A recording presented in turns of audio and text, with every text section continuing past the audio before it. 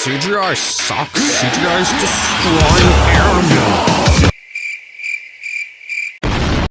I'm sure you've seen the YouTube comments, the forum posts, Discord messages, and Reddit rants. In some circles, the term that typically refers to computer-generated imagery instead gets sequestered to the absolute garbagiest of garbage in terms of animation. The argument had been going on for decades, ever since Gogol 13 the Professional hit theaters back in 1983. The fight over whether or not CGI should be in anime has raged ceaselessly, with many a self-proclaimed keyboard warrior taking to the MyAnimeList forums of the current season's top show to spout toxic nonsense assuring people the anime everyone loves actually sucks due to its CGI elements. Case in point, it's impossible to find a Chainsaw Man video anywhere on the internet that doesn't have a CGI debate giving viewers aneurysms in the comments. But here's the thing, we've all heard this position, right? I've entertained it a few times myself. I've experienced Berserk 2016 and, God forbid, X-Arm. Sometimes it truly does feel like CGI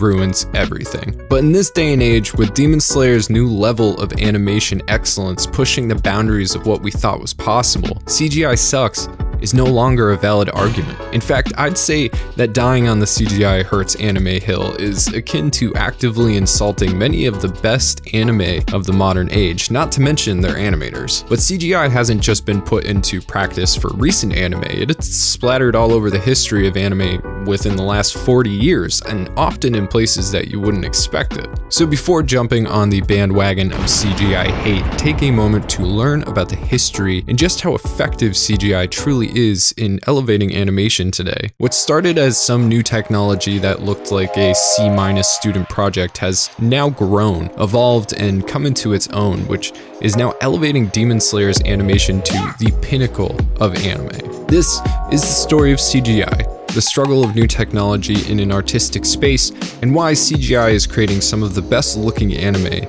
that's ever existed. Now, when people complain about CGI taking them out of the immersion of a show, I get it. I'm a 90s kid with a soft spot for the classics. I love the look, right? If you watch older anime, you know what I mean. The look, the drip, the feel. There's something incredibly special about the aesthetic of hand-drawn animation from back in the day, and we haven't found anything yet that can compare to it. CGI is no exception. It cannot capture the magic that you get from a Ghibli animation or the mesmerizing bloody gore of Ninja Scroll. Hand-drawn animation doesn't age. It just continues to look phenomenal. But it can't do something like this.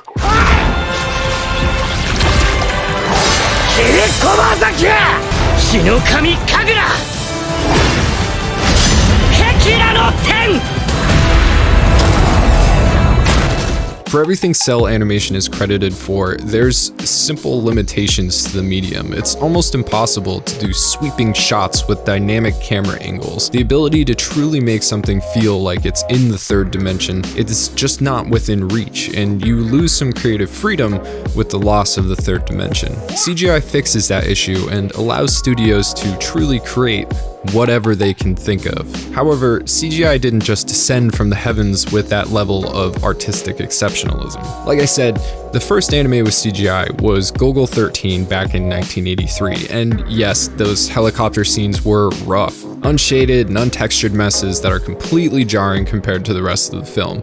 This is the type of thing that looks like it would be a student project. It feels unnatural, like it's from a completely different medium. It would fit in well with Superman 64, but if we judge things based on their first use and never tried again if they didn't work, mankind would never have innovated past making fire. Just a year after Gogol 13, Shinseki Lensman was released, which used the same technology, but far more effectively. While Lensman's CGI is still pretty crappy, it is leagues ahead of Gogol 13's PlayStation 1 helicopter scene. More importantly, it shows a far deeper understanding of how CGI can be used more seamlessly in anime. Note, more seamlessly, not completely seamlessly. There was still a very long way to go, but it's still a vast improvement in only 1 year's time since the release of Gogol 13.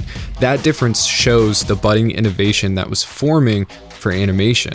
While it may not have been mainstream due to the cost, CGI was already getting vastly better in just a single year between the release of these two movies. But when we really started to see progress was when CGI started being used in tandem with key animation to create a merged final product. I think most people will agree that the groundbreaking moment for CGI in anime came from Ghost in the Shell, which expanded on what Lensman's CGI got right, while dropping the parts that didn't fit. Instead of using CGI for asteroids, spaceships, and other large objects that look pretty wonky in Lensman, it took what really worked for CGI at the time, making computer imagery in CGI. Ghost in the Shell focused on using CGI for effects rather than whole scenes, creating futuristic computer-related visuals that felt at home in the cyberpunk futuristic setting. These effects don't look out of place because they look advanced compared to the hand-drawn animation.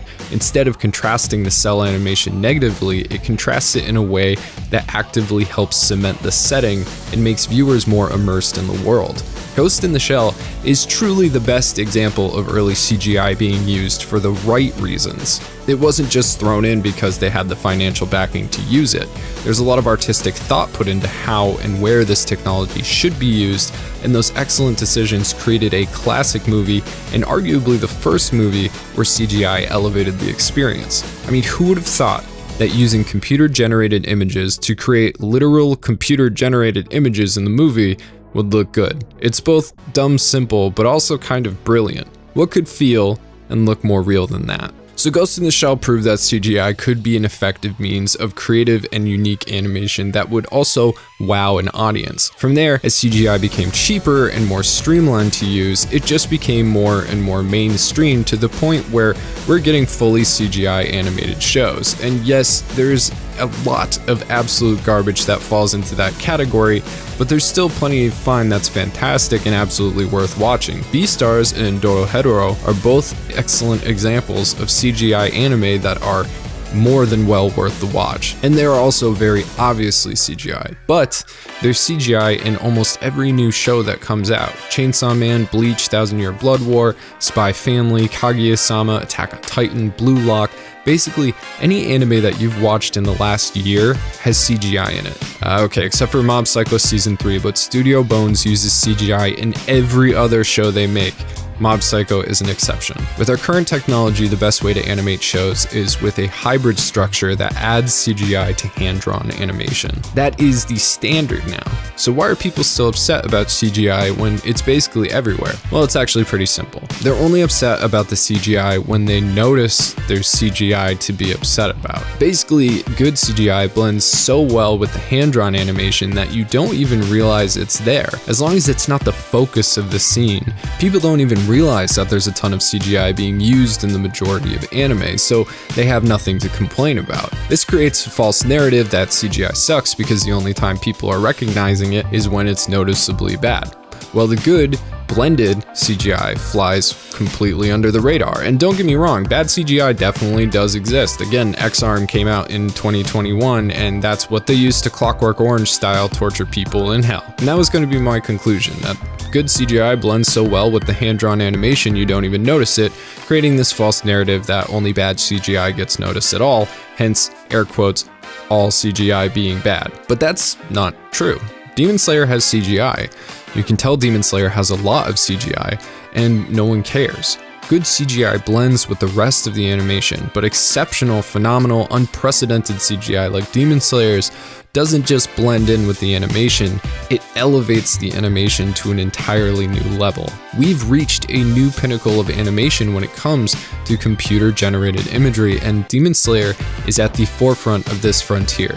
When you watch Demon Slayer episode 12 and 13, episode 19, or really any of the second season's fight scenes, you're watching the future of CGI. It's so well done, so perfectly blended that you can't help but enjoy it. Yet simultaneously, you know you're watching CGI in those moments, you just don't care. The dynamic camera angles, the backgrounds, the visual effects, it all so flawlessly works with the 2D animation that you're no longer sorting 2D and 3D effects into different boxes. It's just one beautiful, mesmerizing work of art. And this isn't even a new practice for Ufotable. They've created some of the most stunning CGI scenes in anime for years now. I mean, just look at the Fate movies. Ufotable is the gold standard for computer-generated imagery in animation because it doesn't just flawlessly blend, but instead elevates the animation into something that 2D animation could never accomplish alone. And much of the credit for these scenes goes to Ufotable's studio setup. Most anime companies outsource their CGI work. For example, a lot of Attack on Titan's CGI was outsourced to Studio V-Sign,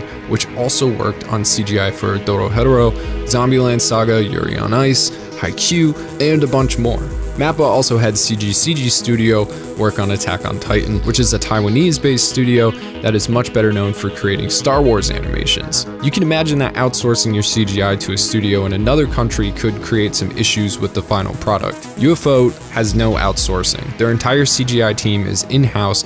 There's very little divide between the sectors at the studio. The entire studio is built for open communication between the different sections of animators. It also makes it so that one part of the staff doesn't just do compositing or 2D animation.